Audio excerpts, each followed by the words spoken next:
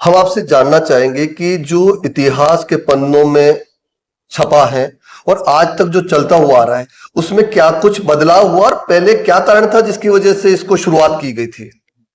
देखिए, हमारा जो गांव है मूल रूप से ये ब्राह्मणों का गांव है जी।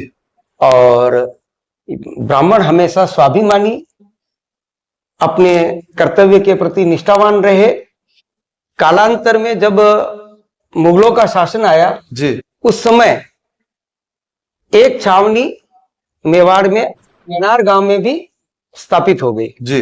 और वो छावनी जो थी करीबन उसमें 300 के आसपास सैनिक थे और गांव की जनसंख्या इतनी नहीं थी जी।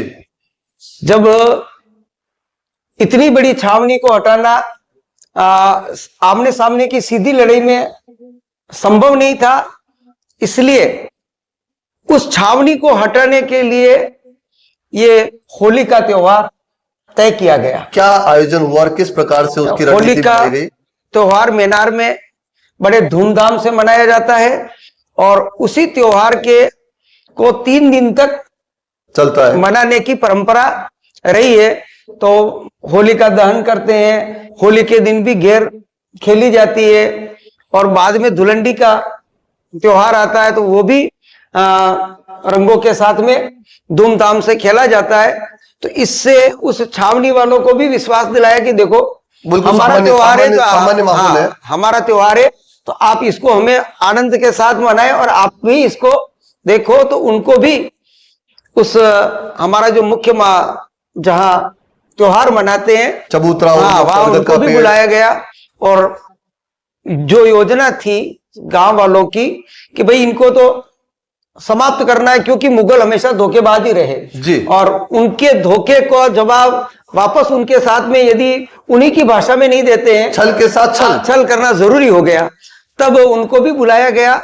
और हमारे जो व्यक्ति थे उनको उस समय जो थे कि उनको कहा कि आप अपने हाथ में तलवार लेकर के आज घेर खेलोगे जी।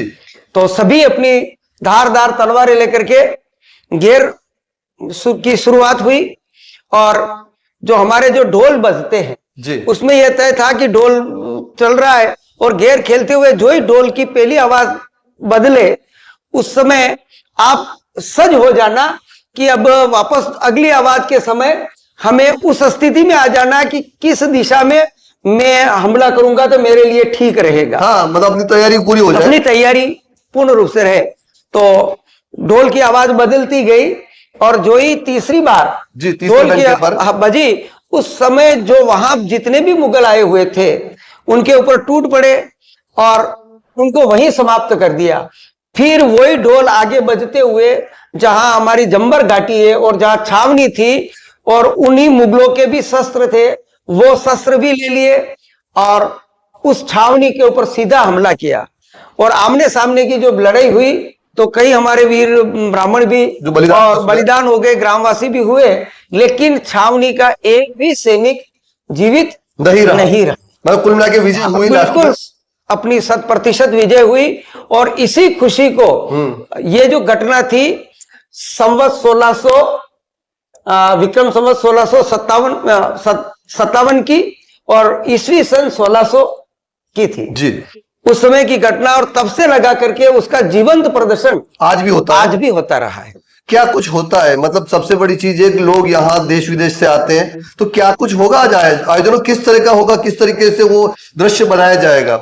देखिए, आज का जो ये त्योहार है तो इसकी तैयारी हमारे कम से कम 15 दिन पहले से शुरुआत हो जाती है।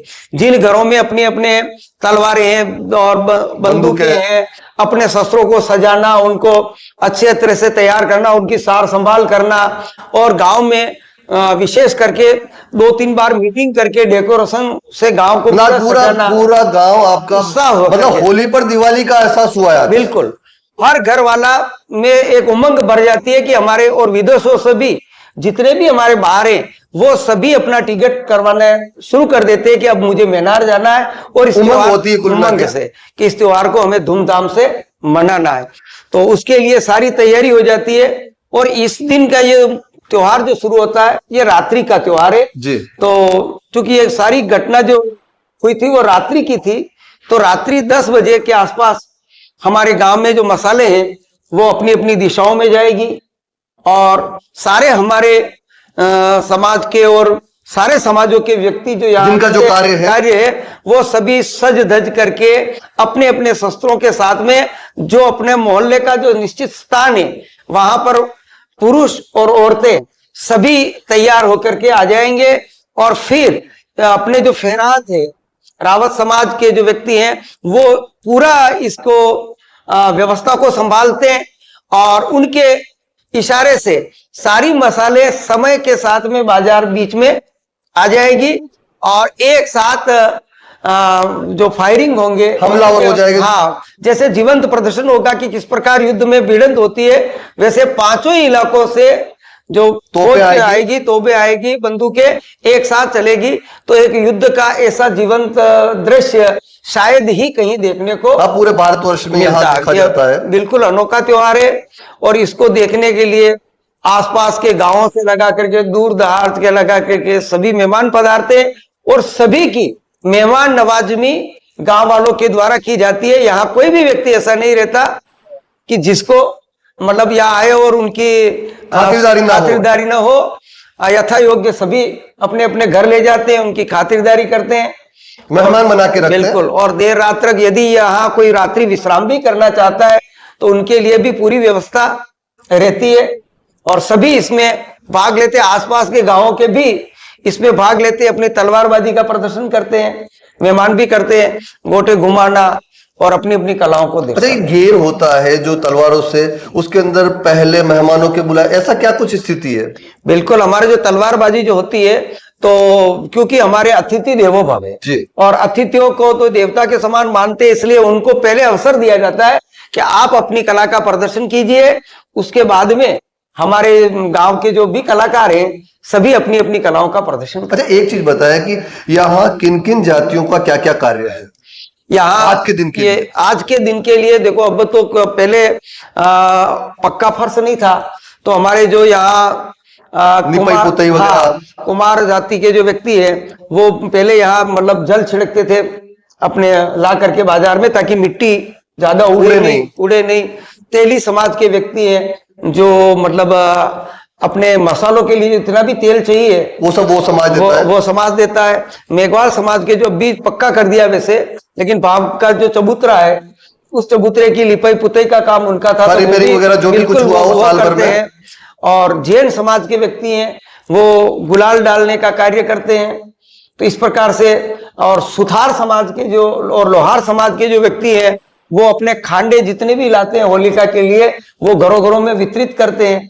तो इस प्रकार के लिए सभी समाज के व्यक्ति बड़े उमंग के साथ में इस त्योहार को मनाते हैं। अच्छा, एक चीज और देखी गई यहाँ पे कि जब दिन में हम निकल रहे थे तो यहाँ देखा गया महिलाएं उस चबूतरे के वहां से जब निकल रही है, चाहे वो पानी को घड़ा लेके निकले चाहे कैसे भी निकले, वो अपने जूतों को अपने हाथ में लेकर, ये क्या कारण है? देखिए, ये जो चबूतरा है जी, वो ओंकारेश्वर का प्रतीक है जी, और इसीलिए जितनी भी यहाँ की बहुएं हैं, बड़ी बुजुर्ग महिलाएं हैं, तो वो इस चबूतरे का इतना सम्मान करती है कि कभी भी कोई भी महिला अपने चंपल पहन करके वहां से होकर के नहीं निकलती है। और यथा बड़ी बुजुर्ग महिलाएं तो वहां से घूंघट निकाल करके निकलती है कि उसके सम्मान करती है आज भी कि ये हमारे ओंकारेश्वर का प्रतीक है और इसके लिए यहाँ इसकी हमें इज्जत रखनी है। तो यहाँ पंच बैठते हैं, यहाँ न्याय होता है, तो आज भी उसी भावना के साथ परंपरा के अनुसार, चाहे वो कोई देखे अथवा नहीं देखे, हाँ, कोई देखने वाला नहीं हो, बिल्कुल मर्यादाओं का पालन करती आज भी चल रहा है। और क्या कुछ इतिहास है यहाँ का? देखिए, यहाँ जो है ना, अपने जब बनवीर के द्वारा संग्राम सिंह को का वध कर दिया गया था जी, विक्रम का जी, और उदय सिंह जी जो उस समय बिल्कुल छोटे थे, और पन्ना दाई ने अपने पुत्र चंदन का बलिदान देकर के उसको महलों से लेकर के निकली थी, तो वो इधर उधर भटकती इस आशा से आई कि मैनार के यहाँ मुझे सुरक्षा मिलेगी, क्योंकि उसके शरण के लिए, और मुगल उसके पीछे पड़े हुए थे। उनको भनक लग गई थी कि कहीं न कहीं उदय सिंह को बचा लिया गया है। कुल मिला के पन्ना धाय का भी यहाँ शरणस्थली रही है। पन्ना धाय यहाँ आई और यहाँ के पंचों से जब उन्होंने पता लगा हमारे को कि ये पन्ना दा या आश्रय के लिए आई है, तो उनको पूरी सुरक्षा दी। और कहते हैं कि हमारे गांव में जो आवाजी थे, बड़े बुजुर्ग थे, उनके मकान में उनको ठहराया गया। और यहाँ तक कि जब मुगल यहाँ पर आए तो उनको लगा कि यहाँ विक्रम है, तो उन्होंने कहा यहाँ कोई उदय सिंह नहीं है, और मना कर दिया कुल मिला के। हाँ, मना किया। और फिर उन्होंने कहा कि उनको लगा कि ये बालक उदय सिंह हो सकता है, आप इसके साथ में भोजन कीजिए। तो उस समय अपने ब्राह्मणों की भोजन की जो परंपरा थी कि मतलब एक दूसरे के साथ में भोजन नहीं करना, या ऐसी स्थिति, तो केल के पत्ते पर भोजन किया जी। एक तरफ तो नन्हे से बालक वो भोजन कर रहा है, और इस साइड में और बीच में जो जल की धारा चल रही थी, और इस प्रकार से 2 दिन तक यहाँ उदय सिंह जी को रखा गया। उसके बाद में यहाँ के सुरक्षित व्यक्तियों के साथ में लेकर के और कुंभलगढ़ पन्ना दा वापस कुंभलगढ़ पहुंचाया गया, जहां उनका लालन पालन हुआ। अच्छा, ये इतिहास आज जो दोहराया जाता है, यहाँ इतिहास को बांचा जाता है, बताया जाता है, वो क्या कुछ है? इतिहास तो अपने इस वो पुरानी भाषा में होता है, पुराने मेवाड़ी भाषा में सुनाते हैं। और किस प्रकार से मेनार की प्रथम स्थापना हुई अपने राजा महानदाता के समय में जी। यहाँ भूमिदान किया गया था। यहाँ जो पास में राणेरा महादेव है जी, वहां पर हवन हुआ, और उसमें हमारे केदारेश्वर और कोकलेश्वर ऋषियों ने भाग लिया, और उनको वहां भूमिदान मिला था। तो केदारेश्वर जी ने तो यहाँ अपने केदारिया महादेव जो उन्हीं के नाम से जाने जाते हैं, तो वहां पर उन्होंने अपनी समाधि ले ली थी। और कोकलेश्वर की संतान ने मेनार में आकर के यहाँ रहे। तो ऐसी स्थिति में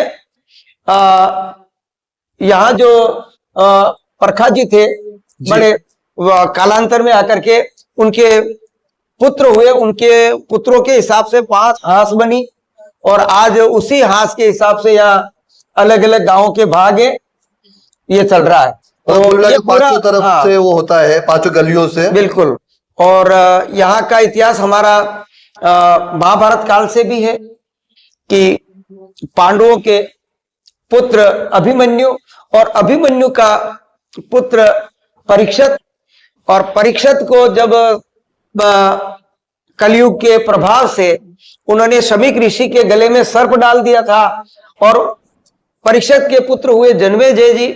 और जन्मेजय जी ने जब को श्राप दे दिया था शमीक ऋषि के पुत्र ने कि तेरी 7 दिन में मृत्यु हो जाएगी, तो उस समय जो जन्मेजय ने कि मेरे पिता को नाग तक्षक ने काटा है जी, तो उसके लिए उन्होंने नाग यज्ञ करवाया जी। तो उस नाग यज्ञ में भी हमारे पूर्वज थे, उन ऋषियों ने भाग लिया।